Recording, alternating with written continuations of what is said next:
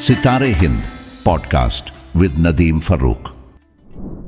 अच्छा, सामाजिक न्याय के जो विचारक है, जो लोग हैं जो सामाजिक न्याय के साथ खड़े हैं, वो लोग अक्सर अब ये कहने लगे हैं कि साहब संविधान खतरे में है, संविधान को खतरा है, संविधान जो है वो को बदलने की और उसको मिटाने की, उसको हटाने की कोशिश की जा रही है। ऐसा लगता है क्या? देखिए, भारत का संविधान विश्व का सर्वश्रेष्ठ संविधान, सर्वोत्तम संविधान, और भारत के संविधान में जो प्रावधान हैं वो शोषण को रोकते हैं, गैर बराबरी को रोकते हैं जी न्याय की बात करते हैं। बाबा साहब के नेतृत्व में ये बहुत शानदार संविधान बना है जी, जो हर व्यक्ति को बराबर का अधिकार देता है।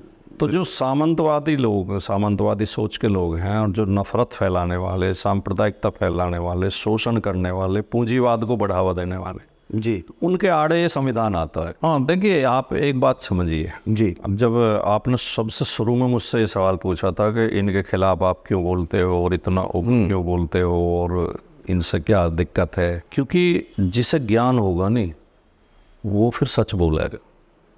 बिल्कुल। तो मैंने इनके बारे में पढ़ा है, मुझे पता है कि 1925 में आरएसएस की स्थापना हुई और 1947 तक देश की आज़ादी में आरएसएस देश की आज़ादी की लड़ाई से दूर रही, और केवल दूर नहीं रही, अंग्रेजों के साथ रहे। अच्छा, यस।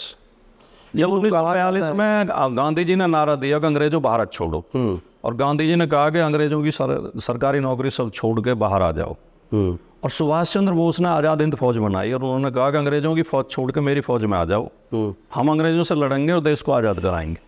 तब गोलवलकर और सावरकर, आरएसएस और हिंदू महासभा दोनों गांव-गांव जाके मीटिंग करके कह रहे थे अंग्रेजों की फौज में शामिल हो जाओ, और ये स्वतंत्रता सेनानियों को मुखबरी करके गिरफ्तार करवाते थे।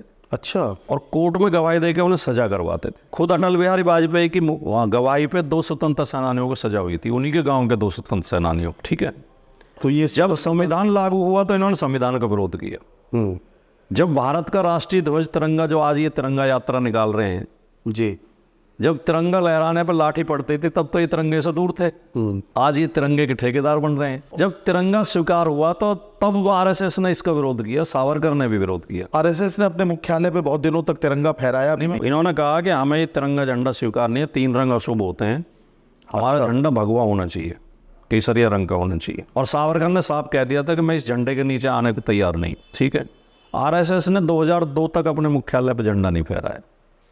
26 जनवरी 2001 को 2 लड़कों ने, युवा लड़कों ने, जो देशभक्त थे, उन्होंने जाकर आरएसएस के मुख्यालय पर नागपुर में झंडा लगा दिया, तो आरएसएस ने रिपोर्ट लिखवाई उनके खिलाफ, उन्हें जेल भिजवाया। अरे, और जब ये केस कोर्ट में आया जी, तो जज ने पूछा कि इन्होंने कौन सा झंडा फहराया था, कि जी तिरंगा झंडा, हमने देश का झंडा फहराया था। तो बोले तुम्हें क्या आपत्ति है, तुम झंडा नहीं फहराते हो, स्वतंत्रता दिवस पे भी नहीं फहराते हो। तो आरएसएस ने कहा नहीं, तो कोर्ट ने आदेश दिया कि आपको 15 अगस्त और 26 जनवरी को झंडा फहराना पड़ेगा, राष्ट्रीय ध्वज। ये कोर्ट के आदेश पर फहराया? के आदेश के बाद ये फहराते हैं, और केवल 15 अगस्त और 26 जनवरी को ही फहराते हैं, बाकी दिन नहीं लगाते हैं। अच्छा। और इनके किसी कार्यक्रम में राष्ट्रीय ध्वज नहीं मिलेगा, इनका वही मिलता है, केसरियाई।